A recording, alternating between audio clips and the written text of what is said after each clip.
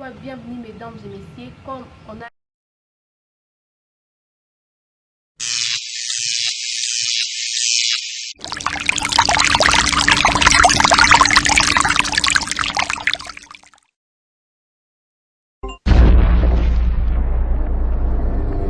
mesdames et messieurs, et bienvenue dans ce nouveau numéro, toujours dans les cadres de votre chaîne Postel Lignekula Mokoko, les officiels, dans la rubrique éducation, sur laquelle nous parlons des inscriptions aux écoles en République démocratique du Congo, précisément dans la ville de Kisangani.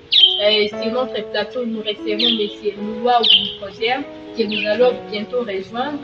Et là, je vous signale la présence de mon confrère Postel Lignekula. Sans plus tarder, Postel, bonjour. Bonjour Fifi, je suis content de vous voir et surtout que ça fait bail. Ça fait vraiment bail. On était diplômés à l'INAPONGO, tu es allé à Kinshasa. Je suis resté ici, à Kisangani, à l'université de Kisangani, bien sûr. Je suis allé à Dematie. Oui, je suis très content de partager avec vous une même idéologie, une même vision. Vraiment, le plaisir est partagé.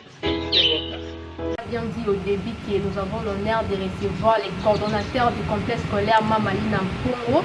Sans plus tarder, vraiment monsieur. Bonjour. Pouvez-vous vous présenter à une des minutes? Vous voulez ma présentation? Oui, oui. Je suis M. Nicodème Moua, coordonnateur du complexe scolaire Mamalina Mpongo. Qu'est-ce que je peux encore ajouter? Je crois que c'est... J'ai étudié en République du Zaïre. J'ai été en licence en 1981 à l'Institut pédagogique national qui est devenu IPN. Je suis allé en salle à Eligny pour la pédagogie tropicale. Je suis rentré, j'ai travaillé partout dans le pays et voilà, là je suis là. Merci beaucoup, M. Nicodème. Comme on a bien dit au début, notre sujet porte sur les inscriptions aux écoles, précisément dans la ville de Kisangani. Alors, on veut savoir quelle est la différence entre les inscriptions et la confirmation. Vous savez, cette notion-là de confirmation, c'est une notion que l'on a introduite récemment. En principe, les normes pédagogiques exigent qu'il y ait une seule inscription. Seulement que cette seule inscription-là a plusieurs étapes. Donc il y a les contrôles des dossiers constituant les éléments constituant les dossiers du candidat à inscrire. Et seulement après la vérification des éléments du dossier, on peut inscrire. Et comme c'est à plusieurs niveaux, quand il y a un bureau qui inscrit, il y a un bureau qui confirme, c'est-à-dire qui atteste que l'inscription est légale. C'est-à-dire, l'agent commis aux inscriptions peut commettre une erreur d'appréciation d'un bulletin donné. Et à la deuxième étape, pour la confirmation, on va comprendre qu'effectivement il y a eu un mauvais bulletin, un faux bulletin ou des résultats qui n'ont pas été corrects. C'est ça le sens premier de la confirmation. Mais maintenant c'est devenu autre chose. Maintenant c'est devenu quoi? L'inscription, on vous inscrit, et vous devez confirmer votre place. Alors d'où est née cette notion? Quand nous prenons des écoles comme des écoles privées, c'est-à-dire le contrat est annuel. L'enfant est inscrit pour une année scolaire. Et à la fin de l'année scolaire, l'enfant n'est pas obligé de revenir dans la même école, pour l'une ou l'autre raison. Voilà comment est née la notion de confirmation, c'est-à-dire tout le monde était inscrit, tout le monde est parti, c'est la fin de l'année. Ceux qui ont envie de revenir, eh bien, ils se font encore inscrire. Et c'est cette deuxième inscription qu'on appelle confirmation. Voilà un peu en gros la différence qu'il y a entre l'inscription et la confirmation. Ok, merci beaucoup, monsieur. Et par rapport aux inscriptions, y a-t-il des exigences aux nouveaux élèves? L'inscription dans une école porte sur des exigences précises. On ne peut pas passer d'une classe à l'autre si on n'a pas réussi la première. C'est-à-dire, vous devez avoir réussi une année scolaire et c'est cette réussite qui vous donne le droit d'accéder à la classe supérieure. Mais il s'est fait que dans le pays, dans notre pays ou dans cette ville d'Ixonami, à un certain moment, certains chefs d'établissement ont fait fi de cette directive. Donc, ils ne demandaient plus les documents scolaires, ne vérifiaient plus les bulletins. On prend un enfant, on pose la question, tu voudrais être inscrit en quelle classe? Non, en deuxième. On met les noms sur la liste de deuxième. Voilà, ce sont des entorses qui ont contribué à ce que les niveaux aillent de plus en plus bas. Ok, merci beaucoup, monsieur. Je ne sais pas si mon compère a quelques commentaires par rapport à la réponse du cordon. Bon, pas vrai, pas vraiment de commentaire, mais je pose une question au monsieur Cordon fidèle. Alors, monsieur, nous voulons un peu savoir par rapport aux inscriptions, bien sûr. Est-ce que, selon les critères, votre école, l'INA Congo, respecte-t-elle les exigences ou les critères de l'inscription prévus en République démocratique du Congo? Oui, c'est nous, comment nous procédons à nos inscriptions? L'inscription est soumise à la présentation du dossier. Et quand on se rend compte, quand les préposés pour l'inscription se rendent compte que le dossier est correct, maintenant il soumet au candidat ou aux parents du candidat les autres formalités qui viennent. Et ces autres formalités-là, pour nous, portent sur les fournitures d'hygiène, les fournitures scolaires que le candidat apporte pour le fonctionnement de l'école. Les fournitures hygiéniques comme du savon, du gel, du savon en poudre, en poussière, du papier hygiénique. Ce sont des fournitures que l'enfant apporte pour ne pas donner l'impression que l'école demande beaucoup d'argent. Les parents achètent lui-même ses savons, il achète lui-même son gel, mais que l'enfant apporte à l'école. Et nous nous servons de ça pour toute l'année scolaire. Alors, par rapport aussi à la somme des inscriptions, est-ce que nous voulons savoir par rapport au partage que vous, l'INA Congo et inspection, je ne sais pas si l'inspection soutire quelques pourcentages, vous aussi vous restez... Non, non. Les complexes scolaires, Mama l'INA Congo est une école privée. Oui. Donc à ce titre, sa gestion est privée. Ah bon? Donc les conseils de gestion du complexe scolaire Mama l'INA Congo ne rend compte à personne, sauf à son propre conseil de gestion. Pourquoi je dis ça? C'est pour que vous compreniez que... Mais c'est quand même une école dans un milieu de la République démocratique du Congo. Oui. L'État a le droit d'avoir misé sur vous. Oui, je vous épargne tous les détails. Mais on veut savoir. Oui, bien sûr. Maintenant que c'est la gratuité, c'est peut-être la gratuité partout, mais de par le passé, quand le gouverneur émettait son arrêté provincial portant fixation des taux, Oui. il y avait une panoplie de rubriques pour lesquelles chaque enfant doit payer. Et les agents, que ce soit de la subdivision, de l'inspection du pôle, de la division et tous les autres services de l'État passent à l'école pour percevoir cet argent. Mais pourquoi je dis que nous n'avons de compte à rendre à notre conseil de gestion? La dernière fois, il y a une rubrique pour laquelle nous n'étions pas en ordre. Nous avions pris rendez-vous avec les services en question. Malheureusement, ils sont allés nous accuser à la brigade des crimes économiques.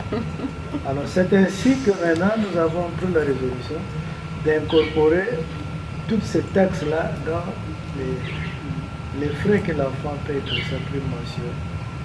Voilà ce qui justifie les $2 que nous avons ajoutés à nos frais traditionnels. Donc en fait, nous n'avons rien ajouté, mais nous avons incorporé ce que nous devons payer comme taxe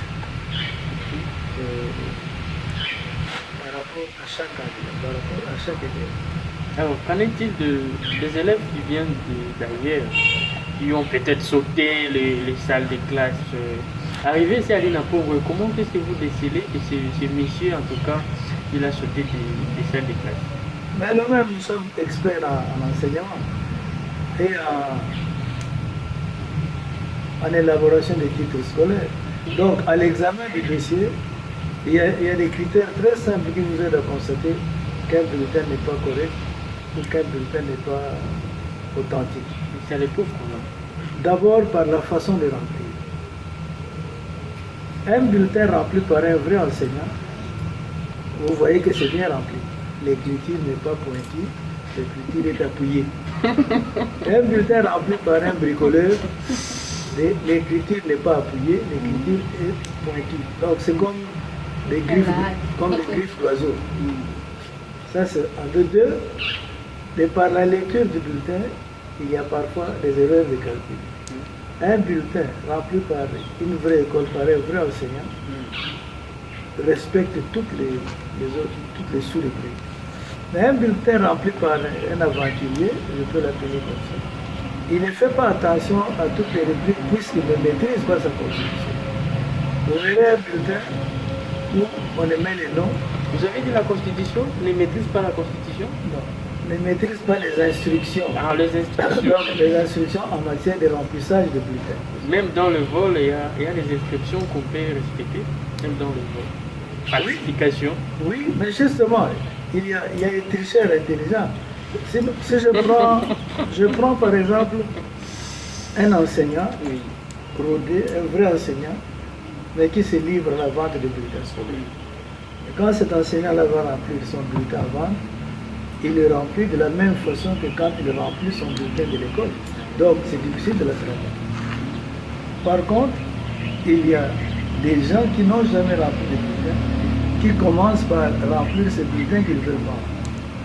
Quand on vous apporte un pareil bulletin, il y a lieu de constater toutes ces irrégularités. Et à part ça, ça c'est le premier cas. Le deuxième cas, on peut ne pas avoir suivi les instructions. Donc le bulletin peut être authentique, rempli par un professionnel de la CRE, comme on dit, mais qui n'a pas respecté les normes, les directives. Dans ce cas-là, nous disons que le bulletin aussi est mauvais, il est faux. Donc voilà un peu, tous ces exercices constituent la stratégie de détection d'un bulletin non valide. Maintenant, par rapport au niveau des enfants, parce qu'un autre critère, c'est de soumettre ce candidat au concours d'admission. Mais moi, je n'appuie pas ce système-là. Ça, c'est mon point de vue personnel. Je n'appuie pas le système, pourquoi? L'enfant vient de deux mois de vacances. Il n'a pas le canevas de l'examen à passer. Il ne sait pas de quoi il s'agit. Et quand ce sont des enfants, il y a aussi la fausse qui peut intervenir. Donc, un enfant brillant peut se retrouver comme ça et puis ne pas faire bonne figure. C'est pourquoi nous, dans notre système, nous acceptons ces enfants au premier test oral. La lecture seulement, la simple lecture, nous aide à dire non, celui-ci, il peut convenir. Ou la présentation de l'écriture, ça peut nous aider. Et après, il y a les premiers travaux qui interviennent au début des enseignements, qui nous aident à catégoriser les enfants. Et de cette façon-là, l'enseignant a l'obligation d'agencer son enseignement selon les différents niveaux de candidats. Voilà le système que nous utilisons. Pourquoi nous utilisons ce système-là? Vous savez, à travers le monde, il y a des pays où le passage n'est pas conditionné par un examen. Vous avez un candidat qui est en première année, qui passe en deuxième année, malgré quelques échecs. L'essentiel, c'est quoi? L'essentiel, c'est que l'enfant ou le candidat puisse récupérer le cours qu'il a manqué à l'année qui suit. Un peu, maintenant, on connaît le système ici avec les LMD. Donc, vous avez, ce ne sont pas des choses nouvelles, ce sont des choses qui ont existé ailleurs il y a longtemps. Donc, l'enfant passe de la deuxième année, par exemple, en troisième année. Mais l'enfant n'est pas obligé de satisfaire à toutes les disciplines de deuxième année. Donc, l'enfant passe en troisième année, malgré certaines de ses faiblesses en deuxième année. Seulement, son instructeur, donc son professeur ou son maître principal, est obligé de veiller pour que les cours qui ont présenté les faiblesses soient mieux mûris pour que l'enfant ne termine pas avec des acquis. Bon, ça c'est... Nous, d'ailleurs, nous pouvons nous moquer de nous-mêmes en musée. Ça, c'est un système propre au pays développé où le papa sait lire, la maman sait lire. Mais nous qui sortons de familles où personne ne sait lire. Alors, vous dites à un enfant, bon, il va reprendre cet examen l'année prochaine. Mais qui va l'aider à répéter?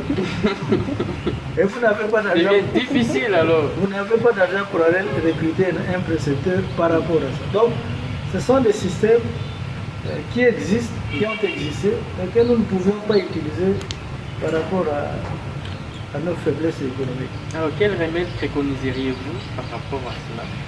Bon, vous savez, en matière pédagogique, parce qu'il y a beaucoup d'écoles qui appliquent cela, il faut, non, c'est un examen pour l'adhésion, la confirmation d'un élève. C'est une sélection inutile. Vous savez, nous avions connu ça, puisque nous étions à l'époque coloniale. Ou les premières années d'après l'indépendance, où les Mundélé, les colonisateurs, ne voulaient pas qu'il y ait des Noirs qui terminent comme lui. Il avait peur d'une certaine concurrence, il avait peur qu'il y ait des Noirs qui terminent, qui se sentent élevés, qui risquent de réclamer l'indépendance. Vous allez constater que dans l'histoire de l'enseignement de notre pays, jusqu'autour des années 50, je vais même jusqu'aux 60, nous n'avions pas d'université. Alors que vous avez des Sénégalais qui étaient déjà professeurs en France pendant l'époque coloniale. Vous voyez la différence, vous voyez les retards qui se créent. Donc ce sont des retards causés sciemment par les colonisateurs par rapport à ces objectifs. Alors nous maintenant, nous devons fournir un effort pour nous affranchir de ce système-là. Donc que nous puissions trouver des systèmes propres à nous par rapport à notre jeunesse. Parfois, il y a des gens qui...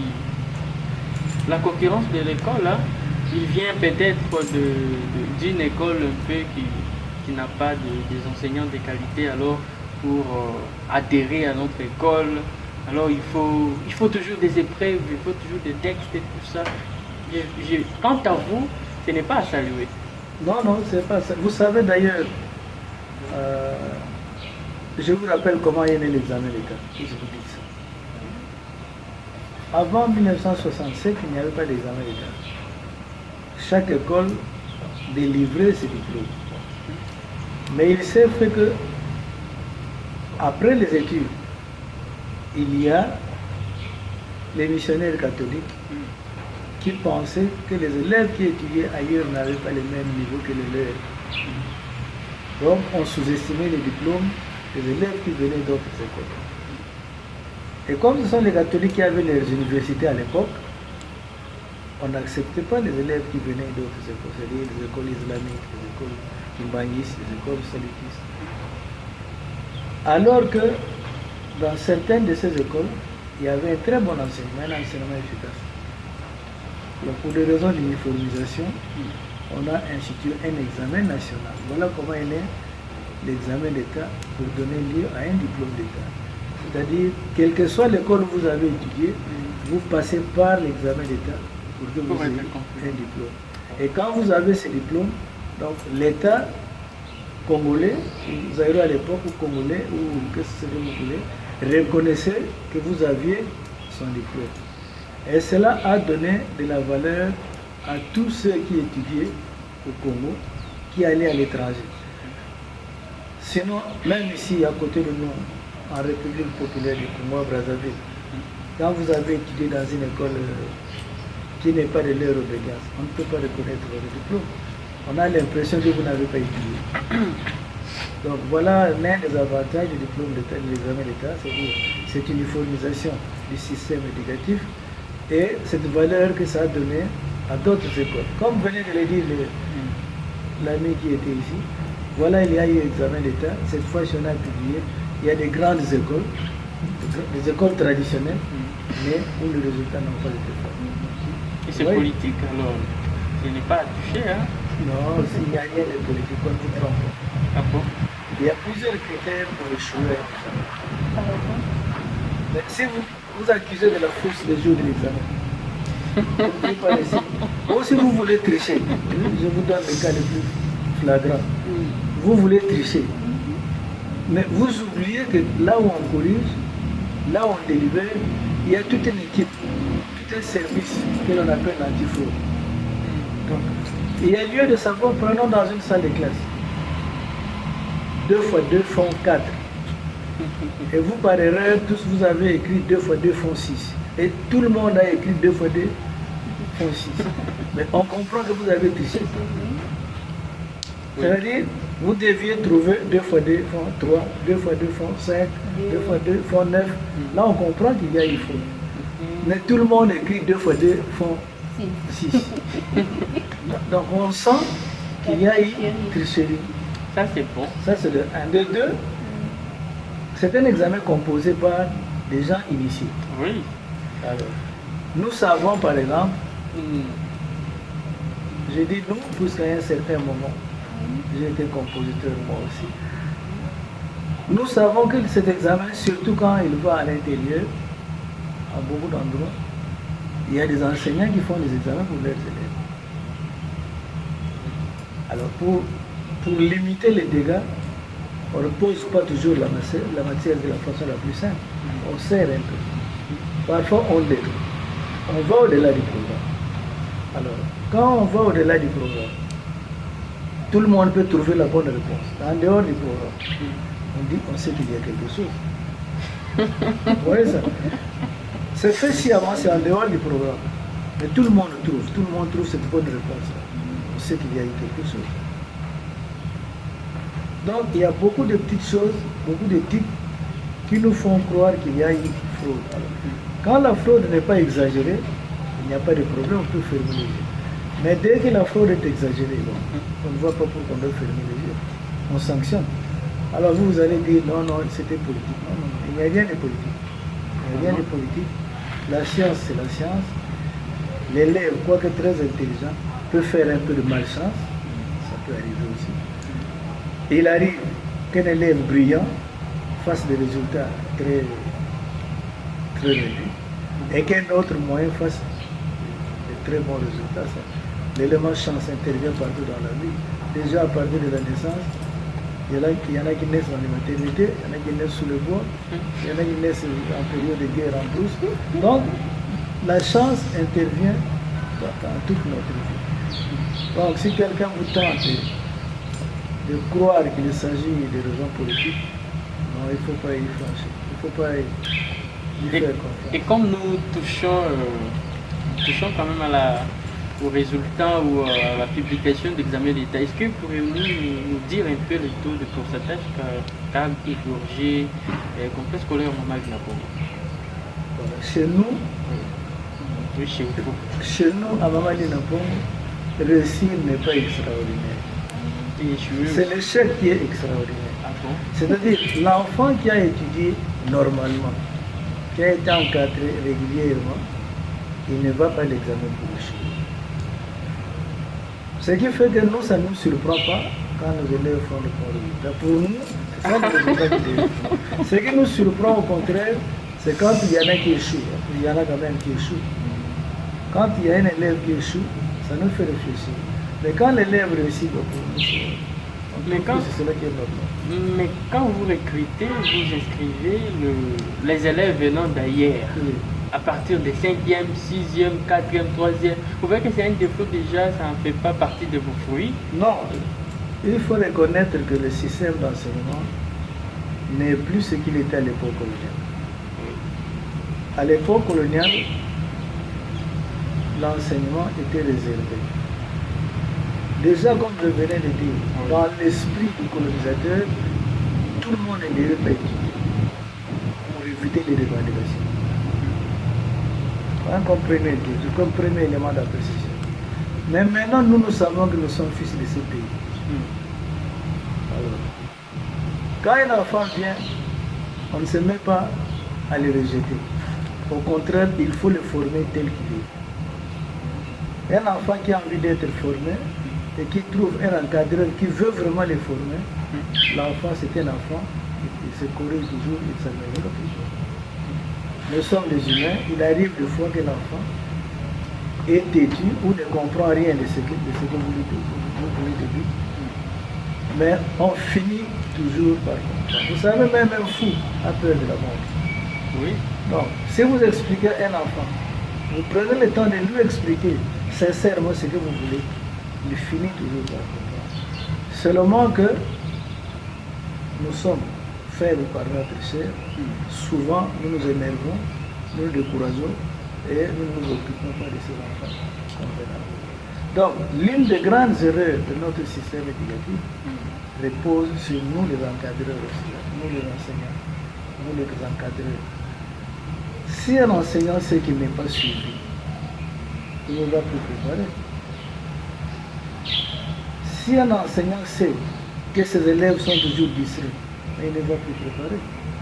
Mais si l'enseignant sait qu'il est suivi, et par sa hiérarchie, et par ses élèves, et si l'élève sait qu'il est suivi, et par son enseignant, et par sa hiérarchie, chacun va chercher à fournir de l'effort. Et ça peut donner un bon résultat. Et c'est ça qui nous manque. C'est cette faiblesse-là, cette démotivation-là, qui est à la base de tous les maux que nous décrivons. Vraiment.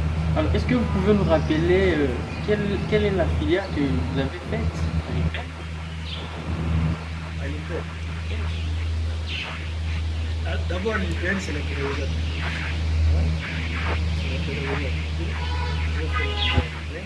Mais avant d'aller à l'IPEN, j'étais parmi les premiers candidats aux Zali. À l'époque, Zali.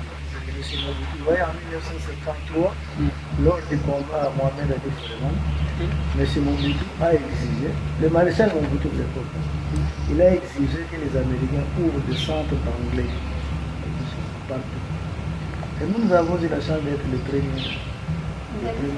premiers candidats. C'est comme ça que là nous avions appris notre anglais et nous sommes allés chercher le diplôme à l'IPN et c'est ce qui nous a aidé à aller plus loin que ça. Alors, Fifi, je ne sais pas, va définir, je ne sais pas si vous avez à dire. Non, j'ai plus de questions et je veux savoir, votre école, c'est quelle obédience? Quelle école? Mamali Nampongo est d'obédience catholique seulement par respect à notre foi. Comment ça? Seulement par respect. Par respect à notre foi, c'est-à-dire l'école est d'obédience catholique. Mais nous ne dépendons pas de l'enseignement catholique. Mais par respect à notre foi catholique, nous respectons les réseaux catholiques et nous sommes en bon terme avec eux. Nous faisons ce que nous devons faire. Mais nous ne sommes pas une école conventionnelle. Non. Voilà. Et c'est quoi votre devise du complexe scolaire Mamali Nampongo? Une devise très simple. Et pourquoi toujours ça? La devise, c'est toujours plus loin et toujours plus haut. D'ailleurs, la phrase complète dit toujours plus loin jusqu'à l'horizon, plus haut jusqu'au firmament. Parce qu'il ne faut pas aller avec un long phrase, c'est bien difficile. Donc, plus loin jusqu'à l'horizon, l'horizon c'est la fin de la vue. Plus haut jusqu'au firmament. Je ne sais pas s'il y a quelque chose à dire. C'est une estime ou de l'orgueil? Non, c'est pour signifier l'idéal que nous recherchons. L'idéal que nous recherchons, c'est de constituer une pépinière de l'élite. C'est-à-dire, l'enfant qui passe par ici, à sa sortie, il faut que lui-même se souvienne qu'il a appris quelque chose, quelque part. Vous savez, je vais vous faire rire, il y a des écoles qui ont fait 50 ans d'existence, mais qui n'ont jamais produit un gradué. Alors que l'école a 50 ans d'existence. C'est-à-dire quoi? C'est-à-dire dans la formation, il n'y a personne qui explique aux jeunes gens, voilà ce que vous devez viser. Votre idéal, c'est d'aller le plus loin que possible. Si pas par rapport aux études, mais ne fût-ce que sur le plan de profession. C'est-à-dire apprendre un métier qui va assurer la grandeur de vie. Voilà pourquoi nous disons que ce n'est pas facile d'être élève ici, puisqu'on va vous exiger d'être extraordinaire. Alors, le monsieur a raison, comment? Parce que nous aussi, nous sommes... Oui, il a raison, oui. Alors, mesdames et messieurs, c'est c'est fidèle, là. Cordon de l'INAPONGO. Alors, le dernier mot. Je ne sais pas si vous avez le dernier mot parce que le temps nous presse. Mon dernier mot, Oui. c'est de vous souhaiter bonne chance Merci. dans ce que vous entreprenez Merci. pour obéir à la devise que nous avons. Toujours oublier. Toujours plus loin. Il faut que cela reste comme idéal, comme motif, comme leitmotiv, comme nous disons en anglais, de façon que tout ce que vous faites, vous visiez l'excellence. Vous allez plus. C'est pas facile. C'est pas facile. Puisqu'on dit, plus l'arbre monte, plus la trappe du vent. Vous risquez de vous faire emporter par la joie, la vanité. Les doyens. Mais soyez précis, concis, persévérants. Je sais que vous irez. Et par rapport à l'inscription, le dernier mot. Je sollicite que toutes les autorités de l'enseignement veillent sur les critères d'inscription. C'est-à-dire exigent que les écoles soient dirigées par des compétents. Il ne faut pas que quand vous allez fonder votre école, vous allez chercher votre neveu. Cherchez parmi vos neveux qui a la compétence de bien faire. Il n'est pas interdit de choisir son neveu ou son frère, non. Mais choisissez celui qui est compétent, qui va faire du bon travail. Parce que si vous tombez dans les sentiments, le résultat ne sera pas bien. Le résultat ne sera pas bien. Et vous risquez de le regretter plus tard. L'argent, vous allez l'avoir. Mais est-ce que vous aurez formé les hommes? Je pense. Donc voilà un peu le mot de la fin sur lequel je pense terminer pour aujourd'hui. J'ai pris les derniers mots, je crois que M. Nicodème a tout dit. Alors, mesdames et messieurs, nous sommes à la fin de cette émission. Alors, nous vous exigeons, nous vous demandons de bien vouloir vous abonner à dans notre chaîne de YouTube, Lignekula Mkonko Fidèle. Alors, monsieur Fidèle, nous vous remercions. Merci bien. Merci. Et pourquoi pas Fifi, je vous remercie. Je vous en prie. Alors, mesdames et messieurs, on se revoit juste la semaine prochaine, les jours à venir.